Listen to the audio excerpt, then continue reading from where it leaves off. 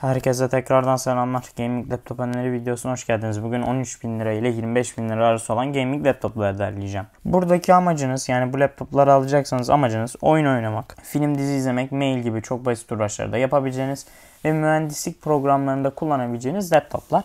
Mühendislik için de bu videoyu sonuna kadar izleyebilirsiniz ama onun için ayrı bir video da çektim. Onun da zaten ekrana koyarım resmini. İlk modelimize başlayalım. Acer Aspire'ın A7 modeli. Şimdi donanım anlatmadan önce kasa hakkında şunu söyleyeceğim. Aspire kasaları oyunculuk ve soğutma açısından mükemmel kasalar değil. Genelde iş laptopları için kullanılır. Fakat bizim gibi ülkenin ekonomi durumu gerçekten kötü olan ülkeler için Aspire kasalarına oyun laptopu gibi de yaklaşıyor buradaki gibi. 5500 gibi 6 çekirdek 12 threadlik bir işlemci var. Kendisinin 15 Watt TDP'si var. Yani 15 Watt güç çekebiliyor. Bu da onu aslında iş verimliliği konusunda daha iyi yapıyor. Kendisi H bir işlemci olmadığı için, yani sonunda H ibaresi olmadığı için gaming laptoplarda kullanılan işlemcilerden her ne kadar 6 çekirdek 12 threadli olsa daha kötü bir işlemci. Ama bu demek değildir ki kötü değil. Cinebench puanına arkadaşlar yaklaşık 8000 puan alıyor bu işlemcimiz. 8 GB RAM var, arttırabiliyorsunuz diye biliyorum Aspire'larda. 256 GB SSD ve GTX 1650 var. Valorant oynayacaksanız, arada değiş yapacaksanız, pil ömrü de uzun olsun diyorsanız normal kullanımda kesinlikle alabilirsiniz. Taşıma konusunda da hafif, çünkü plastik bir kasadan oluşuyor komple. Ekranına bakacağımız zaman 15.6 inç Full HD bir ekranla geliyor. FreeDOS var. FreeDOS ne demek? İşletim sistemi kurulu olmadan geliyor. Windows veya Linux'u siz kuracağınız. Ekranın IPS olması lazım. 1080p Full HD. Büyük bir ihtimalle ekrana IPS'tir. Buna da bakabilirsiniz. Bununla ne yapabilirsiniz peki 1650 ile? RDR2 falan oynayabilirsiniz, fakat buradaki işlemcimiz H işlemci olmadığı için biraz daha düşük FPS'ler alırsınız normale göre. 1650 ekran kartıyla, ama dediğim gibi açamayacağız neredeyse hiçbir oyun yok. Yine oyunlarda low ayarlarda 30, 40, 50 FPS veya belki optimizasyonu iyiyse 60 FPS açabilirsiniz. Diğer bir laptopumuza gelelim. Esas gaming laptoplara geldik arkadaşlar buradan itibaren. Dell'in bir kasasını kullanmış. 10500H işlemci arkadaşlar. Kendisi arkadaşlar 10. nesil, artık eski bir işlemci. 2020'de çıkmış, neredeyse artık 3 senelik bir işlemci olacak kendisi. Kendisi edit olsun, render olsun yaptırır, fakat listenin ilerleyen taraflarında çok daha iyi bu açıdan laptoplar var edit render tarafında. 8 GB RAM var, 512 GB SSD var ve 4 GB GTX 1650 var, fakat buradaki 1650 Max P seviyesinde, yani watt gücü yanlış hatırlamıyorsam 75 Watt 1650. Buradakinden çok daha iyi. Buradakinin 60 Watt olması lazımken Dell'deki arkadaşlar 75 Watt bir 1650 kullanıyor. 120 Hz bir ekranı var. Hertz ne demek onu da anlatayım. Akışkanlık oranı demek. Standart laptopların ekranı 60 Hz olarak gelir. 120 Hz çok daha akışkandır. Dolayısıyla rekabetçi oyunlarda daha fazla FPS alabileceğiniz için 1650 ile daha iyi bir performans elde edebilirsiniz 60 Hz ekrana göre. Şunu da unutmayın bu arada. 120 Hz ekranda 200 FPS alırsanız 200 FPS'i göremezsiniz. Maksimum 120 FPS'i görebilirsiniz. Windows 10 kurulu olarak geliyor. Bu da gerçekten iyi. Bazı kişiler Windows 10'u kurmayı bilmiyorlar veya inatla kurmak istemiyorlar olabilir. Buna ben saygı duyuyorum ama kurmak dediğim gibi çok basit. Windows 10 kurulumda da geliyor. Bu fiyat biraz pahalı diyeceğim, fakat Windows 10 kurulumlu olarak geldiği için, yani neredeyse 2000 liralık bir işletim sistemi masrafı olduğu için de bence bu fiyata gerçekten alınabilir bir model olduğunu söyleyebilirim.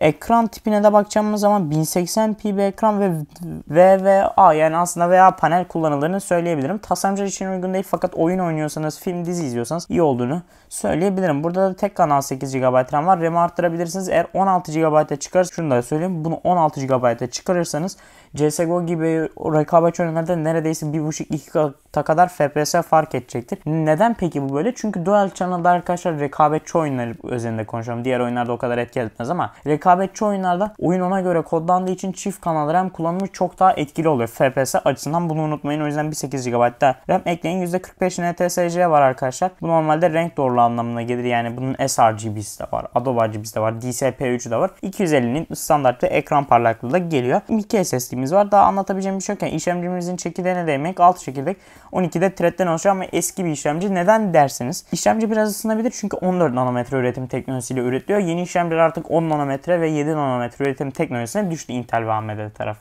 Diğer bir laptopumuz Lenovo IdeaPad Gaming 3. Bu laptopu da koy diyorsunuz bana. Abi koy bunu. Kardeşim bu laptop neden yok, önermiyor musun? Onu önerdim arkadaşlar. Sizin için bunu da öneririz tabii ki. 5600H gibi yeni nesil bir işlemci kullanıyor arkadaşlar. 6 çekirdek 12 thread'den oluşuyor. 10.500H'dan da çok daha iyi. Yani daha iyi bir performans gösteriyor. Öyle aman aman bir fark yok ama daha iyi performans gösteriyor. Edit olsun, render olsun çok rahatlıkla yaptırır. 1080p 62K çözünürlükte de yaptırır. 512 GB M.2 SSD'miz var. Yani M.2 SSD'ler hakkında şunu söyleyeceğim. Hard disk yuvası varsa laptopun ki IdeaPad'lerde oluyor genelde bir hard disk yuvası. Hard disk yuvasını 1 TB hard disk takabilirsiniz. Yine 8 GB RAM ile geliyor. İşte buradaki sorun burada başlıyor. Artık 15.000 lira gibi bir şeye gelmemize rağmen RAM'imiz biraz az yani 16 GB'a çıkarmazda fayda var. 1650'nin yine ciddi 1650 kullanıyor. E-spor oyunları olsun, AAA oyunlar olsun low ayarlarda oynatır. CSGO, Valorant gibi oyunlar oynayacağım diyorsanız ben sadece ömürlük bir kullanım sunum termal macunu değiştirdiğiniz sürece. 120 Hz Full HD bir ekranla geliyor. FreeDOS geliyor. FreeDOS geliyor. Yani işletim sistemi kurulu olmadan geliyor. Full HD IPS bir panele sahip. IPS panel ne derseniz ekrana da koyduğunu gösteren panelleri biz IPS panel diyoruz. RAM'i gene arttırabiliyorsunuz. Daha detaylı özelliklerine bakmadan şu söyleyeyim. Kasası alüminyum artı plastik şekilde oluşuyor. Plastiği de keza çok kaliteli. Soğutmasının da keza mükemmel olduğunu söyleyebilirim. Bu laptop için soğutması mükemmel. Yanında da yanlış hatırlamıyorsam bir mouse hediyesi veriyorlar mouse koyduğuna göre. Buradan daha detaylı bakabilirsiniz. Bakın dediğim gibi IPS ekran. Nereden bakarsanız bakın aynı renk doğruluğunu gösteriyor. Buradan da daha detaylı olarak bakabilirsiniz arkadaşlar. Gerçekten güzel laptoptur. Kaliteli laptoptur. Kaç sene götürür diyorsanız da yapacağınız işe göre değişmekle birlikte CSGO, Valorant gibi oyunlar oynuyorsanız neredeyse 10 sene boyunca götürür. Fakat AAA oyun oynuyorsanız AAA artık 1-2 yıla bu laptop emekliye ayrılır onu söyleyeyim. AAA oyun oynuyorsanız birazdan göstereceğim RTX serisi ekran kartı modelleri almanızda fayda var. Ve diğer bir modelimiz 1650 Ti geldi. Bakın aradaki fiyat farkı arkadaşlar biraz az diyebiliriz. Hatta ben bunu keşke Lenovo'nun şeyine koysaydım. 1650 Ti 1650 yarı oyundan oyuna değişmekle birlikte 10-15 FPS fark veriyor. Fakat şöyle söyleyeyim, bu laptopu almayın diye koydum. 1650 Ti laptop ucuz olsa da yani bu fiyata bence 1650 Ti ucuz değil ülkemizin ekonomisi gereğinde. Fakat neredeyse en ucuz 1650 Ti'lerden biri, bu laptopu almayın diye koydum. Linkini açıklama kısmına koyacağım ama ben bu laptopu önermiyorum arkadaşlar. Neden? HP'nin Pavilion serilerinden özellikle 10. nesil işlemcilerden uzak durun. Çünkü Pavillionlar çok plastik. Soğutması gerçekten dandik olduğu için ben önermiyorum. Bir de 10. nesil gibi 14 nanometre aşırı ısınan bir işlemci olduğu için arkadaşlar ben bunu listeye koymuyorum. Ama bakın dediğim gibi linki olacak. İsteyen alabilir. Çünkü en ucuz 1650 Ti. Öyle çok render falan yapmıyorsanız oyunlarda frekans kısmıyor diye biliyorum. O zaman alabilirsiniz. Fakat ben gene de bu parayı aldıktan sonra edit render olsun, ileride merak salacağınız konular için de uzun ömürlü bir laptop istiyorsanız bunu almayın. Çünkü soğutması oyun haricinde çok bir işe yaramaz. Bunu söyleyeyim. Ama linkin dediğim gibi gene açıklama kısmında olacağım ve listeden bunu çıkarıyorum. Diğer bir modelimiz Acer'ın Nitro A515 modeli. İşte RTX neden almalıyız gibi söylemlere geldik. Neredeyse 1000 lira gibi, 700-800 lira gibi bir fiyat farkı var. Şimdi eğri oturup ilk doğru konuşalım burada. RTX 3050 neden GTX 1650? Şimdi arkadaşlar internetlerde 1650 ile RTX 3050 karşılaştırmasını görüyoruz. O karşılaştırmanın hepsi arkadaşlar 1650 ile 3050 daha iyi gibi söylemler var arkadaşlar. En büyük yalan. Neden diyorsanız şimdi saf güç olarak RTX 3050 daha iyi. Wattı uygun olduğu sürece bundaki 75 Watt bir 3050 kullanıyor. Fakat şöyle bir şey söyleyeceğim. Arkadaşlar RTX serisi ekran kartlarında RT çekirdeğine, CUDA çekirdeğine, hadi onları da boş verin arkadaşlar. Nvidia'nın kendi teknolojisi olan DLSS teknolojisi açık bir şekilde geliyor. Bu kartta DLSS teknolojisi var. Bu da ne demek oluyor? Tek bir tıkla görüntüyü scale ederek, yani atıyorum bir görüntüyü 720p'de işleyip onu 1080p'ye scale ederek aradaki çözünürlük farkı olmadan yapay zekanın pikselleri doldurması sonucu tek bir tıkla arkadaşlar 30-40 FPS kazanabiliyorsunuz ve 1600'den en büyük farkı da bu. Zaten saf performans olarak farkı var. CUDA olarak da farkı var. CUDA ne diyorsanız bunları edit render yapanlar daha iyi bilir. CUDA farkı burada ortaya çıkar. Yani bu laptopu o yüzden koydum. Oyun oynayacaksanız bunu alabilirsiniz. Çünkü Nvidia'nın güzel teknolojileri var. Canvas var. Oyun oynayanlar için değil, çizim yapanlar için deneysel bir teknoloji. Reflex var. Keza gene Nvidia kartları özel ve en büyüğü RTX ve DLSS var. Minecraft'ta RTX açık oynamak isterseniz o zaman bu laptopu tercih edebilirsiniz. RTX serisi bu ekran kartıyla da çoğu oyunu orta ultra ayarlarda 60 FPS oynatabilir, yani size yüksek ayarlarda. Custom ayar videomu da izleyebilirsiniz bu arada, onu da ekrana koyarım. Eğer ultra ayar takımınız varsa ultra ile custom arasında neredeyse hiçbir fark olmadığını görebilirsiniz doğru ayarları yaptığınız sürece. 5-6 sene çok rahat götürebilecek bir laptop. Plastik bir kasa ile geliyor. Yine soğutması zaten 5600H gibi dediğimiz gibi tekrardan 6 çekirdek 12 tane işlemcisi var. Fakat artık 8 GB RAM az arkadaşlar. Bir 8 GB da ekleyin. 512 GB M.2 SSD de geliyor. Yine FreeDOS işletim sistemi kurulu olmadan geliyor. 15.6 inç Full HD ve yine IPS panel, yani ekrana nereden bakarsanız bakın aynı renk doğruluğunu gösteren bir ekranı var.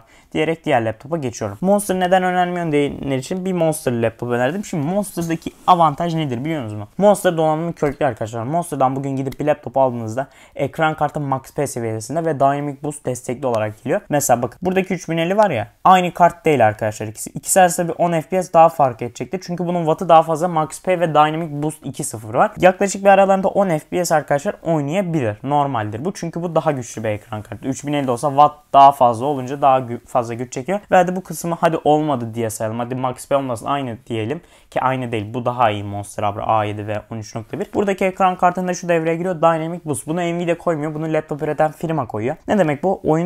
Oyuna geçtiğiniz zaman işlemcinizin otomatik olarak frekansını düşüp ekran kartına o voltajı veriyor. Yani o wattı veriyor. Ve bu sayede biraz daha fazla FPS alabiliyorsunuz. Bu o laptopta var. 11400H gibi 6 çekirdek 12 threadlik bir işlemci var. Kendisinin Ryzen'deki karşılığı 5600H. 11400H ama çoklu çekirdek performansla 5600H'dan biraz geride.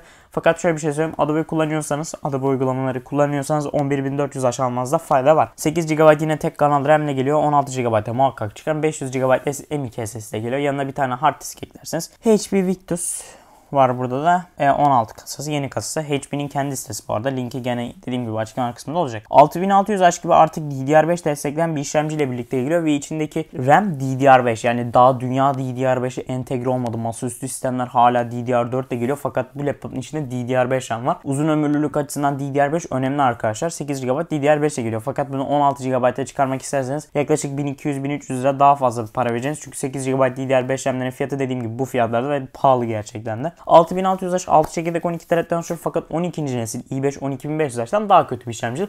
12. nesilde hiç kimse kusura bakmasın, Intel AMD her türlü hem tekli çekirdekler hem de çoklu çekirdekte arkadaşlar ezip geçti. Burada kimse arkadaşlar şey yapmaz, AMD daha iyi demez. Intel 12. nesil tarafında AMD'yi paramparça etti. Özellikle laptop tarafında. Masaüstü tarafında da keza zaten durum buna yakın bir şey olduğunu söyleyebiliriz. 512 GB SSD kullanıyor. 4 GB RTX 3050 Ti ile geliyor. 75 Watt 3050 Ti'dir. Dynamic Boost falan yoktur kendisinin. 512 GB SSD ya 8 GB RAM, yani RAM arttırmanız 1000 lira olacağı için kafadan onu da ekleyin. 16 GB RAM alacağınız. Bazı kişilerden şöyle duyumlar duyuyorum.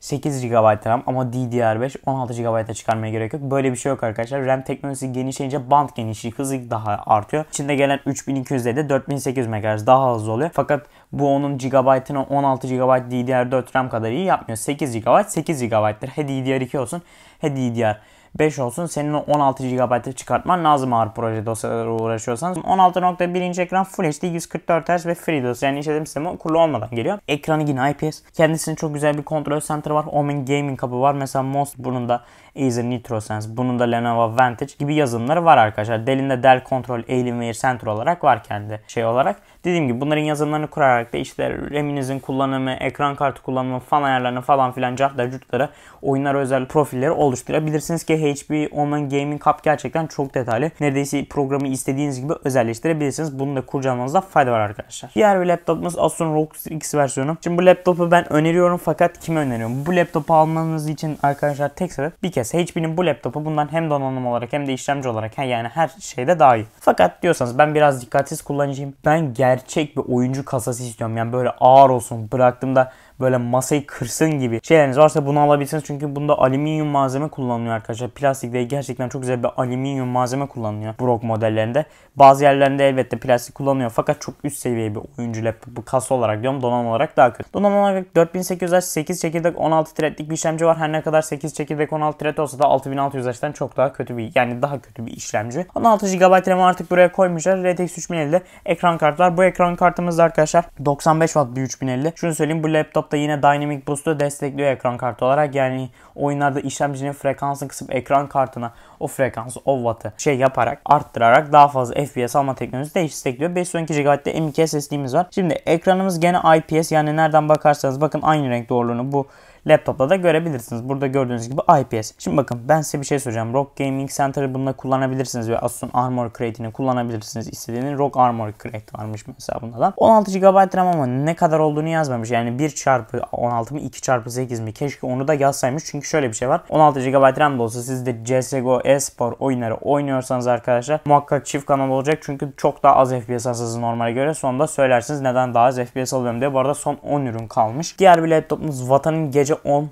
indirimlerinde veya saat 11 indirimlerinde sürekli 18.999 liraya düşen bu laptopum 12.500H gibi 6 çekirdek 12 threadlik bir işlemciyle geliyor. 16 GB RAM var. Şimdi işlemcimiz DDR5 RAM'i desteklemesine karşı laptoptaki anakart DDR4 RAM'le geliyor. Yani bu da ne demek oluyor arkadaşlar? Bu laptopu siz DDR4'te kullanabilirsiniz. DDR5'te kullanamazsınız. RTX 3050 ekran kartlar 95 Watt gibi çılgın bir değerde RTX 3050 var arkadaşlar. Burada yani neredeyse Asus'un şeyle tamamen aynı Dynamic Boost'u saymazsak aynı FPS'leri alabilirsiniz. Hatta 12.500H işlemcinin tek çekirdek performans 4800H'e göre daha iyi olduğu için 12.500H'e çok daha iyi performans alabilirsiniz. Edit render olsun hepsini çatır çatır yaptırır. Fakat bu fiyata almıyorsunuz. Akşam saat 9, 10, 11'i bekliyorsunuz. Bu laptop 18.600, 18.900, 19.000 liraya çok rahat bir şekilde düşüyor. O zaman çok daha da fiyat performans oluyor ki bu fiyattan bile alabilirsiniz. Peşin fiyatına da taksit imkanı olması bu laptopun tuzla biberi oluyor. Yani mükemmel laptop. Acer'ın Nitro Sense'i kullanabilirsiniz. Zaten 2022 kasalarından yani yeni kasalarından hiçbir sorun olmadan bu laptopu kullanabilirsiniz. Edit olsun, render olsun çatır çatır yaptırır. Yine IPS bir panele sahip. Yani mükemmel bir laptop. 3050 ile de dediğim gibi RTX, DLSS'nin teknolojilerinden faydalanarak kullanabilirsiniz. Her oyun neredeyse custom'dır veya ne bileyim ultra yüksek orta ayarlarda 60 FPS açabilir. 16 GB RAM burada tek kanal geliyor. Bunu belirteyim, hatta yazmışlar mı bilmiyorum ama buradaki 16 GB RAM tek kanal geliyor maalesef ki. Buna dikkat ederek alın. Bak burada gördüğünüz gibi yazmışlar. 95 Watt'ta yazmışlar bakın. Gördüğünüz gibi yazmışlar fakat bakın tek kanal olarak geldiğini yazmış mı? 1x16 yazmış fakat tek kanal olarak geliyor arkadaşlar. Buna dikkat ederek alının. Ve muhteşem laptopumuz. Listede belki en çok beğendiğim laptop. Şimdi HP Victus hakkında şunu söyleyeceğim. Arkadaşlar forumlarda ekran sallanması zart diyenler var. Ekran sallanmaları arkadaşlar plastik kapaklı her laptopta bulunur. Bunu şimdi aklıma geldi. O yüzden HP Victus'un yok ekranı sallanıyor diyecekler arkadaşlar, aldırmayın. Hiç araştırma yapmadan her laptopa bok atabilen insanlar. Ulan geri zekalı, gitmişsin HP Victus önermeyip Lenovo önermiş. Hadi Lenovo'ya da geçtim. Dell öneren var. Ulan plastik kapaklı bunlar. Tabii ki laptopun kapağını açınca hafif bir sallanabilir. Bunlar normal. Metal kapaklar değil. Metal kapak olsa tabii ki sallanmaz. Onun bir hali var. Aynısı Acer'da da olur. Laptopun kapağını açtığınız zaman kapak hafif bir şekilde sallanır. HP Victus'ta sallanır. O yüzden bok atmanıza gerek yok bakın. Burada da bir eleştiri yap. Şimdi Victus modelini anlatmaya başlayalım. 6800H gibi 8 çekirdek 16 threadlik bir işlemci. Intel'deki tarafı 10500H. i5 12500H, i7 12700H arasında düşünebilirsiniz. 16 GB RAM var. DDR5'e geliyor. Bu fiyata DDR5 RAM'le gelmesi bir de 16 GB olması süper. 5 GB SSD ve 3050 Ti'nin 75 Watt'ını kullanıyor. Yine RTX'i, DLSS'leri, Nvidia'nın Canvas, Reflex, Broadcast gibi zart teknolojilerini kullanabilirsiniz. 16.1 inç Full HD 144 Hz IPS panelle geliyor. Kesinlikle bu laptopu kaçırmayın. Eğer alacaksanız, bu kadar paranız varsa, başımda çok ağrımasını istiyorsanız azıcık da dikkatli kullanayım. Çünkü kasası plastik malum, yani bir yere çarparsanız yamulabilir. Normal plastik olduğu için ben dikkatli kullanacağım. Donanımı iyi olsun. Soğutması orta iyi olsun. Çok iyi olmasına gerek yok diyorsanız alabilirsiniz. Soğutması da iyidir bu arada. Her ne kadar ROG'la kapışamazsa soğutması arkadaşlar dediğim gibi iyidir. Orta falan değil yani, direkt iyidir bu soğutmalar. Ve listedeki son modelimiz bir Monster model Tulpar. Şimdi bu model arkadaşlar şöyle söyleyeyim. Monster'da arkadaşlar yani şöyle söyleyeyim, artık fiyat performans oranını kaybetti. Fakat koyduğu donanım çok iyi. 11800H gibi 8 çekirdek 16 threadlik bir işlemci kullanıyor. İyi bir işlemcidir arkadaşlar kendisi. 11. nesil en iyi Intel işlemcilerinden biridir mobil tarafta. 16 GB RAM var. Çift kanal olması lazım. RTX 3060 Max-P kullanıyor. 130 Watt. Ve bunda da Dynamic Boost olması lazım. Yani çok çılgın bir değer. 3060'a her oyunu Ultra'da oynarsınız. Hatta 2K bir monitörünüz varsa yüksek ayarlarda da 2K'da da oynayabilirsiniz bu laptopla. Soğutma konusunda çok bir bilgim yok bu laptopla. Almadan önce bakın, fakat bu laptop plastik kasa kullanıyormuş maalesef ki. Yani soğutması çok kötü de değildir. Büyük bir ihtimal çok iyi de değildir. Orta hallidir. Edit render'ı yapacaksanız ama soğutması daha iyi olan kesinlikle şu Acer ve bu laptopa bakmanızda fayda var arkadaşlar. Şu HP laptopa bakmanızda fayda var. Ya bu laptopta da aslında edit render olsun, zart olsun yaptırabilir arkadaşlar. Laptopların zaten soğutmasına o kadar dert etmenize gerek yok. Çünkü artık neredeyse sorunlu laptop modelleri üretilmiyor gibi bir şey. Tabii ki Casper apayrı bir olay zaten de neyse. İyi bir laptop kendisi. 3060 sizi uzun yıllar götür. Dediğim gibi RTX'dir, DLSS'dir, Canvas, Broadcast'tir, Reflex'tir, bu teknolojilerden tüm RTX kartlarda istisnasız bir şekilde faydalanabilirsiniz. IPS bir panel kullanıyor diye biliyorum. Yine bakalım buradan da IPS 144 Hz bir panel kullanıyor. Gayet iyi. Bellek yuvası 2 tane var. Bakalım çift kanal mı? O kadar detay yazdınız mı bilmiyorum ama yani işlemcisi zaten iyi, diyecek bir şey yok. Kısacası bu laptopu da alabilirsiniz. Ve liste bu kadardı. Listenin son laptopu da buydu. Bu videoluk benden bu kadar. Bu videoyu bu arada 24 Eylül'de cumartesi günü çektim. Bunu da belirtmemde fayda var. Bu videoluk benden bu kadar. Hoşça kalın.